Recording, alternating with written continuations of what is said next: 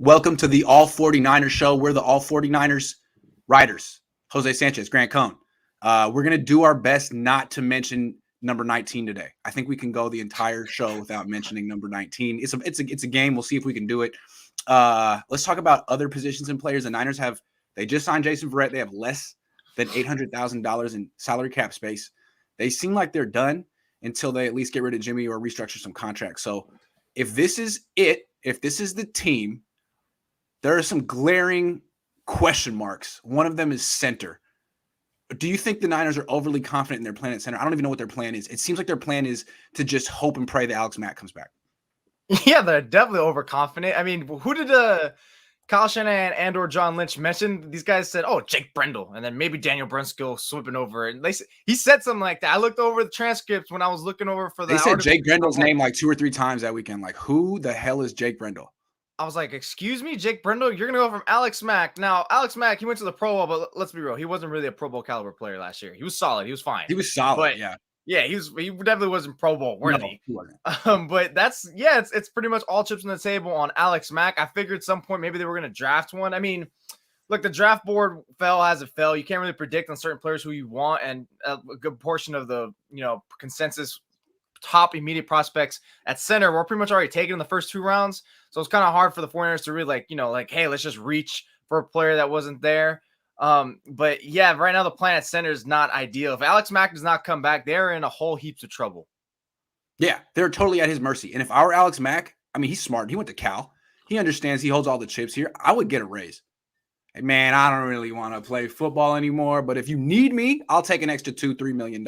Thanks. Because California's so expensive. It seems like the Niners are basically saying, look, Alex, we gave you a contract, man. Like, what's it going to take? We're not giving up. Come on, please play. And if he says no, then the plan is to have a competition between Daniel Brunskill, Donovan West. Like, I don't know what the plan is. Maybe bring in Hronis Grasu. Is he still in the league? Maybe they could get Ben Garland. I don't say Ben Garland. I don't think they have a plan. I think the whole plan is to hope and pray that Alex Mack comes back, and maybe he will. But from Alex Mack's perspective, like, I mean, if they're going to a new quarterback, they're starting all these young players. Like, are they even in? To me, the Niners are kind of telling us they're not in their Super Bowl window anymore. They are transitioning to a very young team, and they're trying to open a new Super Bowl window next year. They feel like their Super Bowl window closed last year. I disagree with them. I think as long as they have Debo, they can contend. But they're like, well, we have a rookie quarterback, so we'll just give our young guys as much experience as possible. So next year we have a new window. And that's why I feel like they don't really care about their plan at center. It's like, Alex Mack comes back, great. If not, young guys will get reps. It's like, okay, well, what if none of them are good? I don't think so much that they're kind of folding in on the season this upcoming year. I still think they're very well going to contend, and that's because of the NFC. That's because of how confident they feel that they're going to churn out that young talent this year. Like, hey, we're going to get about like 3 to 4 of these players to be some key contributing role players. And they're going to factor into why we're in the playoffs, which is kind of weird because how many rookies actually, or even young players even helped them last year in that standpoint, other than Ambry Thomas stepping in as of an emergency outlet that I can think of off the top of my head. But that's essentially where I think where they're thinking is they're going to forego free agency, all this stuff. And let's finally actually give some of these draft players that we're going to bring in to see if we cannot make them as, key contributors throughout the year, because I think they're still in a good position with Deebo Samuel most likely going to return.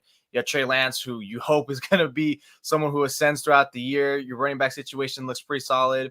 And obviously that defense should be stout. So I think it's still in a good position, and they're just going to have to hope that some of these offensive players, these rookies that they drafted pan out, or even last year's rookies who are going to be the sophomore season ends up becoming players that, what they've drafted and hoped that they would be. I'm not saying they won't contend, but I'm just saying like the pressure and urgency is different. Like last year, they had to have Josh Norman. You know what I mean? Like they had to have vets at every position. They didn't trust any rookies unless there was an injury and they had no choice. They had to have Josh Norman. Now it's like K'Wan Williams, you're no longer welcome. Jaquiski Tart, goodbye. Like we just want to have a competition of young guys just to see what we got. And they didn't want that last year. So why the difference? To me, it's about Trey Lance. Hey, if we're going to do it at quarterback, we might as well do it meaning play a guy who has no experience. Just go with the total unknown. If we're going to do it at quarterback, then why don't we do it at 6 positions? so we learn as much about our young guys as possible, and we can at least make us wiser. I don't know. I don't agree with it, but that's kind of what I assess going on right now. I just think my main concern of it all is because you have most of that influx or that most of that musical chairs going on at center interior wise, and you're gonna have Trey Lance step into that situation. I mean, sure, it's great. The guy can move and he can scramble, but it's not really ideal. You want him to still work within the pocket like Kyle Shanahan wants it. And now this guy's gonna possibly have a bunch of like 2 to 3 new faces there. That's a rough start for him. Pressure in his face. He might have a center who's never played center before, or not a full-time center. So, Alex Mack, I think you are in position to get a raise. Get that raise. He's on vacation right now. Another position on safety, on defense, the center position of defense for the Niners. The big glaring hole is strong safety. The Niners just got rid of Jaquiski Tartt, who they seemed to want to replace it last year, but they kept realizing that he was better than Talanoa Hufanga, and they couldn't make that switch. Now they're making the switch, and Talanoa seems to be the favorite to start, and they signed George Odom, who is a all-pro special teamer, but Indianapolis didn't want to make him a full-time safety, and so he thinks he's going to get a chance to compete here. Although I think if he's watching, I would probably say, man, they just brought you in so you could lose to Talanoa. That's what I think the plan is as safety, to bring in weaker competition for Talanoa so Talanoa can win and they can anoint him the starter. That's what I think their plan is. Why are they so confident in that guy who runs so slow? He does run so slow. I don't know. Maybe they're just, I mean, at some point they have to start the same thing as this year. They're going to have to start letting some of that young rookie investments to hit off, right? They're going to have to try to figure it out. I mean, how else is Talanoa going to get better? He's not going to get better just by practicing. I mean, it's kind of the same points that I feel like I'm the one when I make a point for why Trey Lance should start is because, hey, look, you never know whenever he's going to be ready, and he's never going to fully be ready just, with a clipboard and just throwing practice shots all day. Throw him out there, and while it is like an unknown with him, and it's definitely a gamble from the 49ers side, I can kind of respect at least, hey, you know what, it's strong safety. You're putting a Hufanga there who, compared to Tartt, that's going to be a drop-off. But at that point, coach him up. All right, let's figure it out. And I know you said the exact same thing. He's slow. So that's a tough one right there. That's going to be, you're not going to be able to coach that up. And he's something that's really going to figure out a way to make up for that speed. And so that's pressure on the 49ers coaches of how they can get him to make up for that speed. Maybe being able to recover just better, bailing out, getting a little more depth. So that's something they're going to have to figure out. It's a gamble for sure. But I mean, at some point, you're going to start letting some of these rookies, learn and develop on the way with some bumps. That's what I think they're trying to do. Like they're doing it here at center, at nickel. Nickel's the same thing as the plan at safety, right? Like what's the plan at nickel? A bunch of guys who they didn't trust as much as K1 last year. Now we're going to get a chance. Diamador, the rookie, Sam Womack, Darqueze Dennard, Dante Johnson, all options that the Niners would have seen as inferior as K1 just a few months ago. Now K1's not welcome. I wouldn't be surprised if the Niners just are like, we don't need Tartt and K1 in training camp taking up reps. Like they're vets, they'll stay in shape if they want to play. And if they have no options and this competition doesn't yield a good starter, we can always call Tartt at the end of we could give all the reps to Talanoa, see what he's got. If it doesn't work out, call Tartt on September 1st and be like, we're sorry. You want to make up? You want to come back? I mean, no one wants you. We still want you. You can start for us. What do you say? We won't give you much money. That could always happen, right? Like, don't come to training camp, but if we need you, we'll call you. I don't know. Some of these players can be extremely petty and stubborn and be like, I ain't coming back. I don't care. And risk their career just a season for that. They've done that. Plenty of that before. Maybe if the option is retire or play for the Niners, they'll play for the Niners. But I think that's probably the Niners want to give all these young guys all the reps in the offseason and preseason and maybe make the Josh Norman call as a last resort. The Josh Norman. When do they sign Josh Norman? Like the day, week 1? Week Pretty 2. Much, like right before after Brett went down. Yeah. Yeah, I think, you still have that flexibility with him. And if you're Tartt, sure, maybe you still have the phone call, which it's kind of weird that his market's pretty dead. I thought he would have signed somewhere by now, but the market speaks for itself for him. Yeah. But yeah, you got him. They also, don't forget, he mentioned Tarvarius Moore, Kyle Shanahan coming back, which, coming back from a huge injury like that. So I'm even wondering if they're even going to have like a solidified anchor, 24/7 starter there. If maybe they end up flipping around on the rotation and some certain packages, like, all right, Hufanga, we're going to drop you down. We're going to put more up top with Ward. And I feel like it's going to be like a lot of flexibility where they're going to try to do almost like a platooning way to make up for an adequate safety starter. Yeah, absolutely. I just wonder if it's going to be as good as Tartt. Probably not. Probably not. Tart wasn't like a Pro Bowler, but when he and Jimmy Ward were on the field, they usually didn't give up big plays. So that's good. I don't know. We'll see about Talanoa because he's, you know what? The thing about Talanoa, I don't know if I mentioned this earlier. He's slow. Really slow. His He's eye discipline slow. too, man. His eye discipline is what kills. So if you have bad eye discipline and you're slow, I mean, just fix his eye discipline. I think that's where he'll be able to figure it out and try to see the plays develop earlier. Because that Vikings play he gave up was hurting my brain. That hurts anybody who's played DB in their life. That will piss you off. Yeah, and he's slow too. That's the problem. All right. All right. 4.6, dude. I ran a 4.5 when I was your age, bro. Right. Okay, sure. Yeah. Okay. So John Lynch went on the radio this week and said that they were basically this close to trading Jimmy Garoppolo before he unexpectedly had shoulder surgery, and now they're just gonna wait. This close or this close? I mean, it was like, do you buy that the only reason Jimmy Garoppolo is here is because of that little unexpected surgery, and that once that's all cleared up, the trademark is going to be ripping and roaring for him again? Yeah, sure, John. Yeah, it's definitely going to be ripping and roaring. It's going to be hitting the market to the moon. No, what? This is why I think it's so bizarre. They think his market is going to suddenly appear because if his shoulders gets healthy by training camp time. Wouldn't you acquire him before now so he gets, pretty much a good grasp, gets his good footing in the playbook and what you want to do, goals for the year, goals for him, goals for this, himself? So you mean suddenly you're going to acquire him when 8 quarterback needy teams didn't want him, and all of a sudden when there's none? At that point, you pretty much are saying we want someone to get hurt around the league, which kind of is pretty sad to say, sad to think about. And even then, another thing, how often does a player actually get hurt? Like starting quarterback player. I mean, sure, maybe a backup gets hurt, but I mean, these guys aren't getting hurt. Those are outliers, very rare situations. So to me, it's bizarre that it's just because of a shoulder injury. I'm sure it factored in, but come on now, don't kid yourself. He's probably going to be stuck on your roster in week 1, or you're going to be forced to cut him, which I don't think they're going to cut him. No, I think there's bad blood between the 49ers and Jimmy Garoppolo right now. I mean, I don't know it, but just let's put the evidence together. Like the Niners keep saying that Jimmy Garoppolo blindsided them with this surgery. They had no idea he did not communicate it. They were in the process of trading him, and this happened. I think they feel that Jimmy Garoppolo kind of sabotaged his own trade value, and I don't think they like that.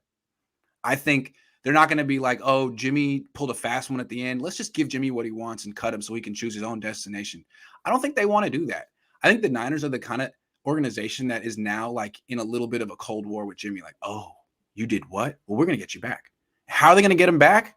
We're not going to give you what you want. We're going to hold on to you, and we're going to hold on to you. And we're going to say that you're too good to trade. But really what's going to happen is we're going to hold on to you until every single starting job is taken and no team wants you. And then when Trey Lance beats you and we name Trey Lance the starting quarterback, we're going to go to you right before final cuts and say, look, you got no guaranteed money this year. We can't pay you $27 million to be a backup because you're a backup now. So if we cut you today, the most you'd probably get on the open market is like $7 million because no one has cap space and you just be a backup. So we'll offer you $8. You can stay here for $8 million, and it's a big slap in the face. And now you get to be Trey's backup. And I think that's what I think that's what's going on. Like, you tried to get over on us, now we're going to get over on you. And so I think that's why he's still on the roster, because it's like a vendetta. I fully endorse it then. If that's the case, I fully endorse it. I just don't see why Jimmy would have done that because, dude, you're gonna be paid $27 million this year. And even if you did get cut, you were gonna make what? Like no more than half of that? If that. He said he wanted to go to a winning team, right? I think he was afraid that the Niners would trade him to the highest bidder and it could be whatever team. Now, it looked like it might have been Indianapolis, and that wouldn't have been a bad thing, but I think he wanted to go to Pittsburgh or New Orleans or wherever and pick his own squad. And that's what I think. I mean, that's what Joe Staley said. Yeah. Whatever he wanted to do, it seemed like the Niners weren't appreciative of it. And now they're trying to – it's like a power struggle, right? Oh, you wanted to choose your own exit? Debo, you want to trade? No. The Niners are all about not giving the players what they want if it's a power struggle. Like, no, we're in control here. I think that's what's going on here. I don't know. I mean, they do have to have a tendency to want to do the power struggle thing. They do. So, I mean, if that's the case, I mean, yeah, to me, it's just – I still think some team would have like really been like, yo, 49ers, we like this guy. We want to bring him in. I mean, his number's too high. Maybe they would have structured a deal or something, but Yeah, at that point, that's where I hate trying to feel like your side is a little bit on the right here because you can't tell me that it makes sense to keep Jimmy Garoppolo on the team this long. The smart thing to do would have been to cut him after he had surgery. All right, fine. Because you know what's more important to actually make move. They could have signed a center. They could have signed Mason Cole, who is now, he was with Arizona, he's with Minnesota. He's now the starting center for Pittsburgh. He's like 3 years, $15 million. He's 26. He's a solid. You could have had a solid. There were any number of solid starting centers you could have got in free agency this year, but you don't have the option because you're in this little weird thing with Jimmy Garoppolo. Don't tell me it's because you're going to eventually trade him, because you won't. You won't. No one wants him. And don't tell me it's because you could get a comp pick for him next year. Who cares about the freaking comp pick? This is all about getting even to me. Getting even with Jimmy, who wronged you. And you can't it's not even about getting even. You can't set the precedent that players can get over on you like that, right? Because the next guy will try. You can't let someone demand a trade and then get the trade. You can't let someone sabotage his trade value and then get cut, because then the playbook is out on how to control your destiny with the 49ers. I'm telling you. I'm not telling you. I don't know. I'm just guessing. I don't know. This is right. But wouldn't that also set a bad precedent too? If like they cut him right before week 1 and then the players are going to be like, whoa, what's going on here? I mean, didn't the Colts do that? Excuse me. Didn't the Patriots do that to Cam Newton last year? Yeah, they did the same thing. Yeah, but yeah. Hey, man, it's open competition. You lose. They're not going to give you $27 million to be a backup. Fans would understand that, right? You had a chance to win. You lost the competition. Fair's fair. Fair's fair. Paid you a lot of money in the past, man. You got like $110 million.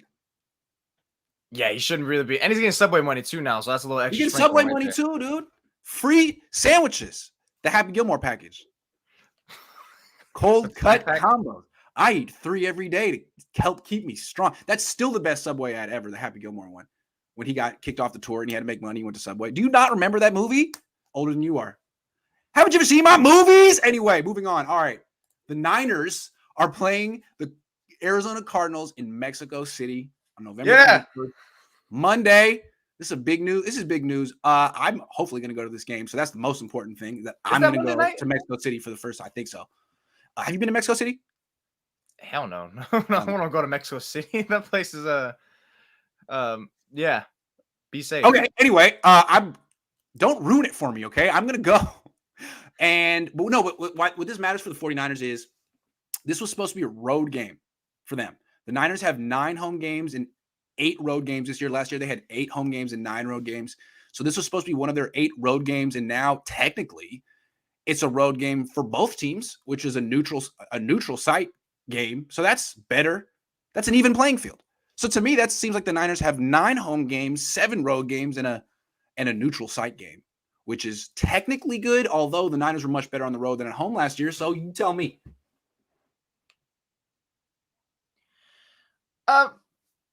Yeah, they're going to have to figure out a way to instantly teleport. I don't want to do it. They're going to have to figure out a way to instantly teleport, because that probably would take away. I mean, at least I feel like on the next game, since would it be a short week, assuming it is a Monday Night Football game? I was trying to look at it real quick, but that would probably be, if it was a Monday Night Football game, that would be a little bit more traversing, a little more resting, and then watch the next game if they start groggy or something like that. Especially if that game against the Cardinals turns out to be a pretty tight one, then we're gonna start feeling some little after effects on the comeback. Because I think it's also something about. Then you gotta also wonder actually if the field's gonna be okay. I remember that was the thing last time. I'm sure they'll get it right this time. I feel like there'll be no concerns, but there's also gonna be a lot of new things this teams are gonna experience, and they're not really gonna be sure how to too much prepare for it, and also how to handle it after. That'd be a little bit of a toss up right there. Let me look at. Only thing I'm looking at is, what if it's part of a back-to-back road game type of deal? So I don't think they would do that. I don't think they could do that, because like the Niners have road games in Atlanta, Chicago, Charlotte. What if they have Mexico City one week and like Charlotte the next? Would they stay in like Cabo for a week? You know what I'm saying? What would they do? What would they do? I don't know. Shanahan would be the first to go plant the flag there and be like, "What the Niners flag is our new facility." I need an excuse to go. So go practice in Cabo for a week after that game or before it. or wherever. Mexico City. That'd be tight. You're getting cooked in the comments for not liking Mexico City. Huh? You're getting cooked in the comments for saying what you said about Mexico City. Bro, everyone knows about Mexico City. I don't. I've been to Sayulita a couple times. My brother got married there. You know where Sayulita is? It's by Puerto Vallarta. Anyway, that's my experience.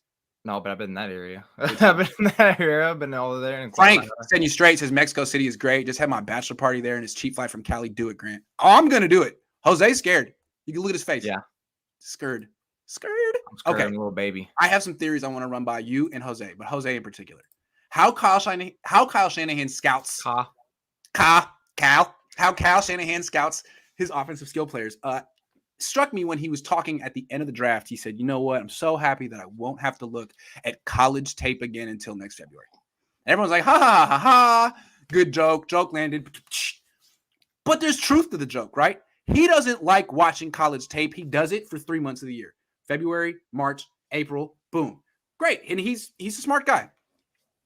But real scouts, real GMs are really scouting these guys their entire time at college. They're not like he's looking at the guys that are on his draft radar that year.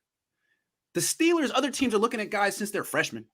They have, I mean, I'm just saying, obviously. So Kyle, he looks at tape and he'll see a guy who has a great year right before coming out and probably did well at the combine. That's all he needs to see. He drafts a lot of guys who had one good year in college and bloomed late, because he's just looking at those 3 months of tape. He hasn't really been thinking about it for years. This year, he's not thinking about a wide receiver who could get drafted in 2 years. This year, he drafted Danny Gray, who was nobody 2 years ago. Two years ago, he was at junior college. Last year, he was a dude at SMU who had 33 catches. This year, he had a good year at SMU, like 800 yards, 9 touchdowns, killed it at the combine. Now he's on Kyle's radar, where he might not have been on other teams' radars until the very end, but Kyle doesn't care. So I just want to go through it. He's drafted 8 offensive skill players in the first 4 rounds. Joe Williams was the first one. He had one good year at Utah at the end. Dante Pettis. He had one good year at wide. He had 1 year at Washington where he was a number 1 wide receiver, never had 1,000 yards. Debo, great player, broke out at South Carolina as a sophomore.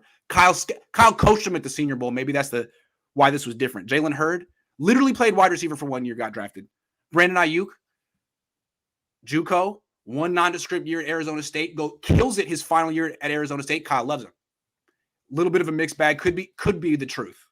Trey Sermon, 1 year as a running back, 1 at Ohio State, never had 1,000 yards in college. Ty Davis Price was nobody until this year. He had 400 yards in 2020. 1 good year at LSU. Kyle loves him. And Danny Gray. I feel like I sense a pattern here, man. He just doesn't really dig super deep into players past. I think he likes a lot of late bloomers. Yeah, there's definitely a recency bias going there. I don't even think that's just restricted to offensive skill players too. Because when you said 1 year wonder, I mean, 1 year wonders would be the hit. Yeah. Javon Kinlaw too. His year, he had that one great year, and even then, people were still saying he was raw. Drake Jackson's different. Drake Jackson broke out as a rookie, as a freshman. That's the kind of guy that you want to take. Someone who was good at a good school at a young age. He's probably got real talent. But someone like Danny Gray, are you sure, Kyle? Who the hell is Danny Gray? Who the hell is Ty Davis Price? He was nobody until this year. But none of these guys were on your radar until February anyway. You probably didn't even know who Ty Davis Price was until 3 months ago. No, that's 1,000% for sure. And I don't think he's the only coach that kind of looks at it that way, because they're all a little bit too I just see the now. And a lot of them are too patient, like a GM or a scouting director or an actual scout. So that's why a lot of them are could be too hard-headed to want to roll with the young talent, because they could see, all right, yeah, we could see how he did in college and he was fine, but that doesn't apply to the pros.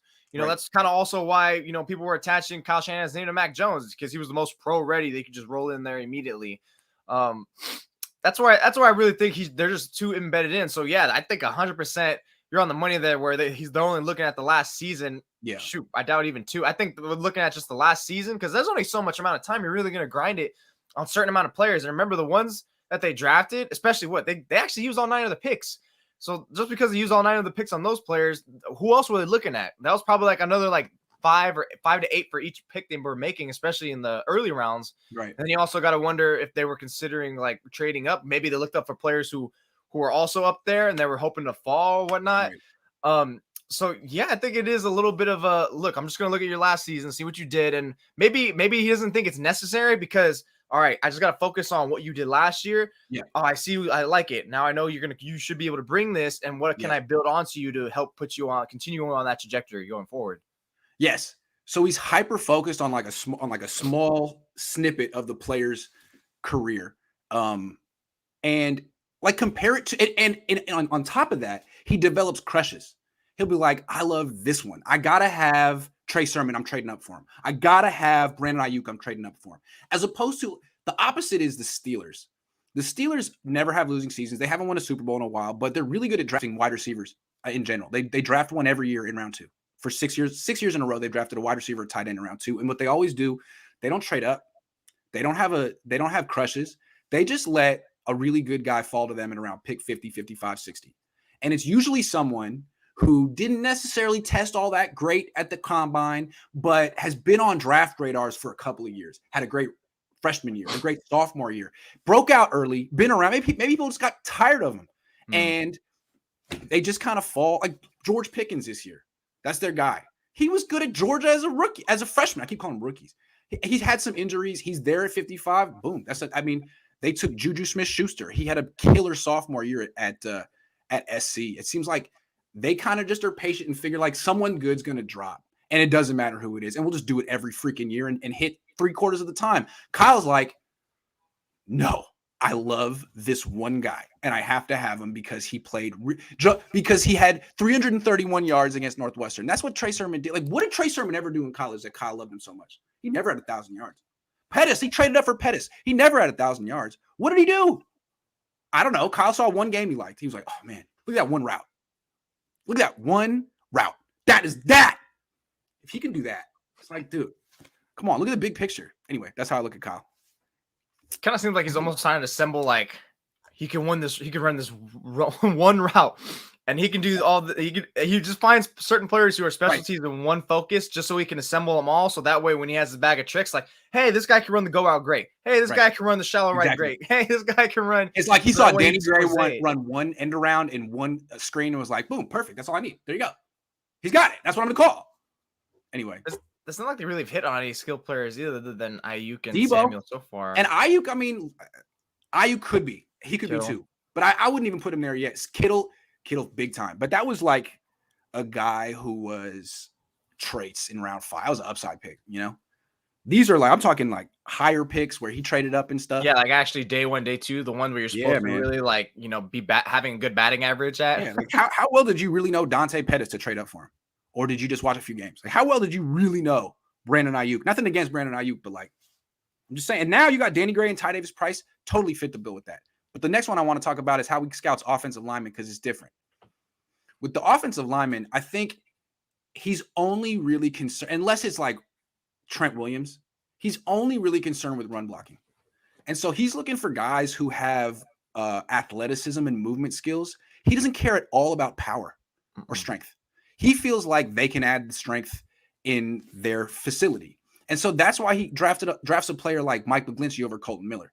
Like Colton Miller's really good in pass protection. Mike McGlinchey at his best is a good run blocker. And that's what Kyle wants. And so I think that kind of sets the tone for his whole offense. Like, say what you want about Jimmy. Jimmy can't move.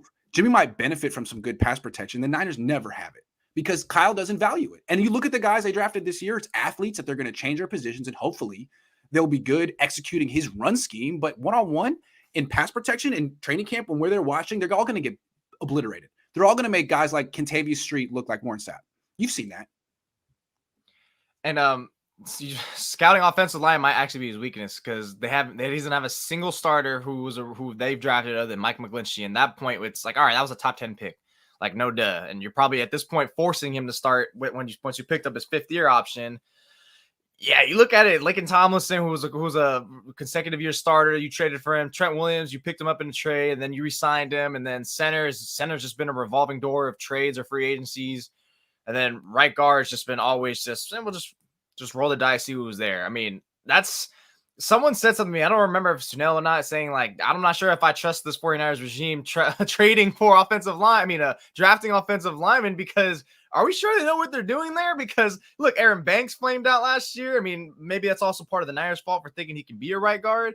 But man, they kind of are whiffing a little bit. I mean, Jalen Moore maybe showed a little bit of something, but I think this is why they went after those 2 offensive linemen in this draft, is because like we got a freaking hit on one of these guys. We don't know about Aaron Banks. Maybe let's create a competition and let's just see who wins. Yeah, but like again, these offensive linemen that they drafted are not strong. I don't want to say weak. They're not strong. And like even the quintessential Niners offensive lineman was Tom Compton. I mean, he's really good in the run game. He can really run. He can get all the way downfield. He can lead the charge on these outside zone runs. In pass protection, at least once a game, he's getting knocked on his ass. At least once. And it's embarrassing. And it's not just him. It's like every player on their team, with the exception of Laken Tomlinson and Trent Williams, was getting knocked on their ass at least once a game in pass protection, because Kyle has these 290-pound offensive linemen. That's how it's not their fault. I mean, that's the kind of guys he's looking for.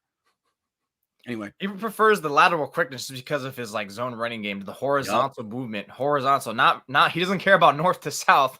I think when we were joking about the other week, like when they kind of like defy the football laws, like, hey, go north to south. Like, no, you can go east to west here. Going left side to side is a little harder to really maintain power unless you're like driving at an angle. So I could really see why you can't hold on to your pass pro, and that's why it was like, even 2020, why it was such a gimpy like offensive line group. It just seems like kind of antiquated to value run blocking over pass blocking. It's a passing league. His quarterbacks get hurt every year, with the exception of 2019. They always get hurt. I mean, Trey got hurt twice last year. Jimmy got hurt like 11 times last year. At a certain point, you might want to start valuing pass protection, man. I'm just saying. It's like the opposite on defense would be valuing run defense over pass rush. Like, what? It's 2022, man. Yeah, you want to run the ball. It's important, but you want to protect your quarterback. I think you want to protect your quarterback, and you don't do a great job of it. You really don't. Let's see. What if Jimmy Garoppolo goes to another team eventually and stays healthy, and everyone's like, oh, maybe Kyle maybe the pass protection in San Francisco is that'd be funny as hell. That'd be funny as hell. I'm just saying. It's kind of important, Kyle. It is important to Kyle, but that's pretty much changing his DNA, changing his mentality at that point. Is he going to be his dad was the same guy way. Who's going to change? That's a little bit of stubbornness. The same way in the 90s. They would draft offensive linemen in round 6 and 7 who were hella small and they were quick, and they would just be like, well, they fit my scheme. Okay, cool. Well, hope your quarterback stays upright. That's the only thing. It's kind of important. I don't know. He loves that running game. He certainly does. Double B Studio says you should ask Lynch, if Jimmy is so good, why is he not starting? Why hasn't he been pursued by teams? Why, Lynch? Come on, man. Because of a shoulder injury. That's what he's going to say. Only reason. Cop-out injury. Yeah. The shoulder of the stuff. Like, I have no idea how Kyle scouts quarterbacks. I have no idea. I still don't understand why he got Trey Lance. He ends up with Brock Purdy. He signed Nate Sudfeld and drafted Brock Purdy. I mean, it's always fair to wonder how he got to Trey Lance. Like, dude. That's the only time you've ever liked a quarterback of that skill set. Otherwise, you 1 year wonder. That adds to it. That adds to another 1 year guy. Okay, 1 year and 1 game. Fine, there you go. I'll give him credit. 1 year and 1 game. That's a little more. Just tap it. 1 game in 2020 wasn't super great though. No, it wasn't. That was pretty bad. That's a good point, man. Like, Kyle is not looking at the big picture here. He sees 1 good game, 1 good season. He thinks I can do the rest. You put him in my system, boom. That coaching staff was holding him back. I don't know, man. Maybe you just drafted a Mirage, a Fugazi. Dante Pettis was. Joe Williams was. Go back and look at Joe Williams. He had 1,400 yards his last year at Utah. The year before that, 400. The year before that, he wasn't even playing. He had 1 good year. And like 300 of those yards came against UCLA. So really, he had like 3 good games. Tripping, man. Trey Sermon, same way. They already gave up on Trey Sermon. That running back pick was nuts to me. I think I remember when I was in the workroom, I literally took a step back and said, "What? 3rd round pick?" I was so confused for a second because the back-to-back 3rd round pick years, and you're a guy who's able to, if you're really like, it's my scheme, wouldn't you wait until like 5th, 6th, 7th rounds, or even undrafted free agents who all phases you've proven that you could just put a decent player there and just make enough efficiency? I mean, even Trey Sermon, who we didn't like last year, had a pretty well game against the Packers. I think it's clear that like what Kyle's looking for in a running back is changing. He used to want speed. He used to get these 195-pound running backs. They all got hurt. And now like he's had success last year with Debo and Elijah Mitchell, who are both like tough battering ram type runners. And I think he just felt Trey Sermon doesn't run hard enough. So why'd you draft him? How did you end up with Trey Sermon, man? Oh, I never understand that. Like, he never had 1,000 yards in college. He doesn't run that hard. He's kind of a dancer. Like, he's not fast. How did that happen, man? Kyle, dude, maybe you shouldn't do all the scouting. Maybe you just watched one game of Trey Sermon. You're like, oh, this dude's amazing. Let's get him. They give Sermon like almost 70% of like the first team reps too in training camp last year. I mean, I know I was only there for like 5 of them, but I mean, I was like, this guy's getting a lot of They gave him every opportunity to show something, and they were like, this dude is just plodding and not explosive. And that's probably the truth. So why did you draft him? He doesn't run hard. He's not fast. You want Ty Davis Price. You watch his highlights. He runs hard. To me, he's just another guy. He's a bigger Elijah Mitchell. He just runs between the tackles. That's great. Sweet. You don't have your home run hitter. You know, where's your home run? Where's the round pick they took? Ty Davis Price, the one hit. He had one good year. He had a few good games. I mean, you still got to use. He's not going to take reps away from Debo. Are you serious? Oh, let's not give the ball to Debo because we have Ty Davis Price. You kidding? You know what though? I think I did right on the draft article once it happened. Was I saw like 2 ways of why they drafted running back, or whatever. Not even forget it. That was Ty Davis Price. They drafted running back so early is because the number one, they're scarred at what happened at running back last year. Everyone went down, man. They were freaking pulling in players from outer space. That's how much they want bigger running backs so they don't get hurt. And that too, more sustainable, so you don't have to be in that desperate situation. They were even like that with cornerback for a time last year. And so that not only do that, but to avoid a situation where you have to force your wide receiver. And while he excels and is phenomenal at it, I think that's also a sign that Kyle's trying to, convey to Debo, like, look, I know this is not your usage that you want. Here's proof. We're investing in the position. We don't want to go down with so many players again like last year to put you in the situation. Because for all we know, maybe Debo didn't want to do it in the first place, but because it was midseason, because he knew that was his last chance, that he said, I got you, coach, being the football player that he is. I got a theory. I feel like Debo's cool with the outside sweep runs. Like that's what he asked for. When he was in Dallas and they were at the 25 and he's like, give me the damn ball, the sweep around the right end. That's his money play. That's his touchdown. I don't think he has a problem with that. I think he has a problem running between the tackles as a short yardage back. He was their short yardage back at the end of the year because he's way bigger than Elijah Mitchell. Dude, you can't use him like that. So now you get a guy in Ty Davis Price who was listed at 223 at LSU. He'll be the short yardage back. You really drafted a short yardage back with the third pick in your 3rd round pick.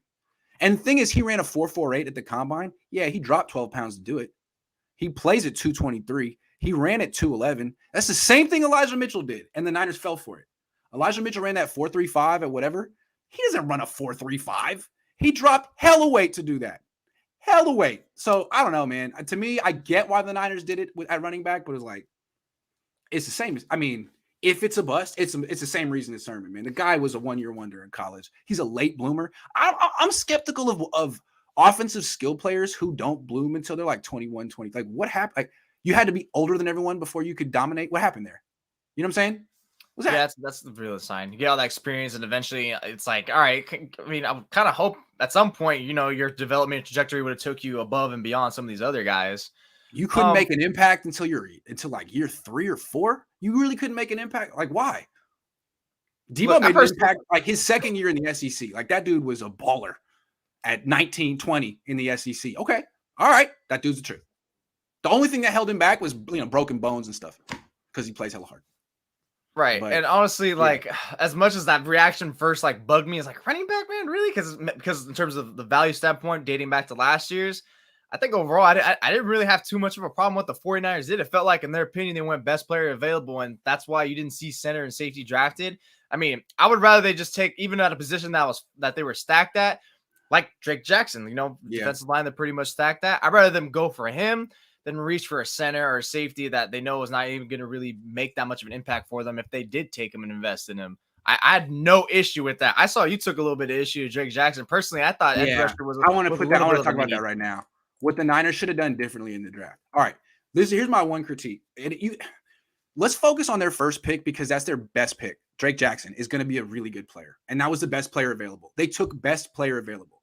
What I wanted to ask you was, were the Niners too passive in this draft? They didn't trade once. They had 9 picks. They had no picks in round 1, and their first pick was 61. That's low. By the time 61 came around, all the really good wide receivers were gone. All of them. So they ended up, taking a guy, they'll redshirt and Kalia Davis, and they took who else? I mean, oh yeah, Brock Purdy's not going to make the team. So like 7 of them will make the team, but I think they could have traded up. I think they could have moved up. If they moved up from 61 to 50, if they moved up 10 spots, they could have got Cam Jurgens. They could have had their safety for their center for the next few years. They could have got Sky Moore. They could have got George Pickens. They could have got a much better wide receiver than Danny Gray. And it seemed like they had plenty of picks to move up. That would have been my main critique. Dude, move up from 61. You did get the best player available. Drake Jackson's going to be good, but he doesn't fill a need. You were top 5 in sacks last year. Although I know you can't have enough pass rush. I'm just saying. What do you think? Were you cool with them being so letting things come to them the entire time? Yeah, you would have liked that to have gone back in the first round. I think I wrote about that last week. Like, hey, like this is such a middling draft, and how many you have 9 picks. I mean, most of these players aren't going to really make your team, and some of them might even make your practice squad players and practice squad roster. So you're better off maybe try to package, maybe move up, just even if it's just 6 spots or something like that somewhere. Well, I just think where it's kind of hard is why would a team want to take, some of those later round a lot of the 49ers picks, especially those compensatory picks, were at the end of rounds. So that's kind of like diminishes. It's not like it was a face value. Oh my God, 3rd round, like, top 10 pick in the 3rd round. No, those are literally like the back of the end. At that point, it pretty much was a 4th round pick. So I'm wondering if you're a team, like, why would you take like a haul of those picks when you can have something that's so much heavily weighted, in my opinion? That's why I would think like it's kind of nuts. Like the only team probably would have done that is maybe the Vikings, since they went from like 12 to like 32 or something like that. Like that was a huge drop. So maybe I would be hard pressed if they think they didn't try, which I think they maybe probably at least, did the due diligence, did calls around, but I guess they were just fine to stand pat. I mean, and again, it's not like they had that many roster spots that were really going to fill, other than especially, in some parts in interior and then safety.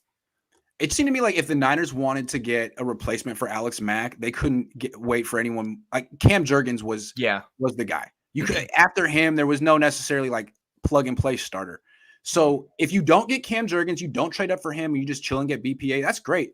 But now you have to basically beg Alex Mack to play one more year, or go through a season with a turnstile at center. So okay, I mean that's fine, but now you got to draft. You got to draft the center next year, or sign one that matters. And the thing is, even if you didn't want a center there, let's say the Niners had gotten rid of Jimmy Garoppolo, signed Mason Cole, wasn't an issue, and they could just trade up to 50 and get the best wide receiver available. Here are the wide receivers that were on the board at 50: Tyquan Thornton, George Pickens, Alec Pierce, Sky Moore. Thornton went to the Patriots. Pickens went to the Steelers. Pierce went to the Colts. Moore went to the Chiefs. All those guys are ballers. I think the Niners missed an opportunity to get someone who's going to make a bigger impact than a rotational rusher. I'm sorry. Drake Jackson, good player. When is he going to be a starter? Next year? The year after that? I'm curious. I mean, the fact you're going to put him with Chris Kasarik, he could probably be a decent, very good starter by second half of the season. I could probably see as a chance. I mean, I would never rule anything out of that magician. The guy just I think he'll be a good edge rusher right away, but I'm curious how, like, can you stop the run, dude? Like, how strong are you? You're very young. You're just at 250. Maybe in a wide 9. Maybe in a wide 9, he'll be fine. I think that's why people say like he's the D4 role, just like a pass rushing specialist, and maybe you hope he can get something. That's what I think he's going to be. The pass rushing specialist who probably never starts, but gets, the quality pass rushing reps. There's nothing wrong with that. I think that would be fine if it fits in the defense. I mean, look, to me, I think that's where he makes up for why they didn't address safety. Because now, okay, cool, Drake Jackson's going to be an efficient, pretty fairly impactful edge rusher. Then boom, that should shave off a half second or so of what our own safeties are going to have to do. So that way it doesn't feel like it's such a need. So the pass rush kind of makes it, pass rush over coverage, people say, or is it coverage over pass rush? So it's kind of almost like a preference in what you see it as. And that's where I think where they've invested in is make sure their pass rush continues to be efficient and dominant, so they don't have to worry too much about that missing safety piece. I love that philosophical debate about coverage or pass rush. John Lynch has said it's all about pass rush. Bill Belichick seems to feel the opposite. Belichick is always investing in DBs and linebackers, and I think, to me, I mean, I've talked about it a lot, but I think as offense has evolved into a spread shotgun quick passing game, that really it's more about your back 7 than your front 7, because your front 7 could be chasing screens left and right all day today. I'm just saying. Also, run defense doesn't matter as much anymore, and that's a big part of what defensive linemen do. Big part. Yeah, well, I guess on the pushback to that is that you have a solid run defense. If the team has a lead on you, like even just a simple total score lead, 14 points, what are they going to want to do more times than not? Run a skew towards the run, get something But close. So again, you like kind of cut that you out. can have a solid run defense by loading up the box. You know what I mean? Like there are things you can do. You can load the box. You can manufacture pressure through blitzes and stunts. But if you can't cover, there's only so much you can do. There's only so much zone coverage you can freaking play before you get diced up, by Patrick Mahomes. It's gonna happen. That's all I'm saying. If you can't cover, I think you're kind of screwed. I don't think you can win a Super Bowl if you can't cover anymore. Yeah, and I think that point. Look, and I would love for coverage to be better than pass rush. I'm fairly biased for my secondary people, but I just know it's kind of hard to fill a whole team of secondary players. At minimum, you're gonna need 5 really good DBs, at least 5, probably even 6. Maybe 6, because now more and more offenses are using 3 wide receiver formations, and they're all good. 6. I mean, every year there's like 12 to 15 wide receivers who get drafted who are really freaking good. Who covers those guys? Well, maybe the 49ers did that when they got all those corners, so maybe they could develop them. They're going to start moving a little bit around. That's right. That could be a key. Cold-blooded is not letting you off the hook for your Mexico City comment. He said, nice shirt, though. Anyway. All right, that's enough of the show. Else. The Niners need to do something. Debo. Oh, I just said his name. No! Name drop.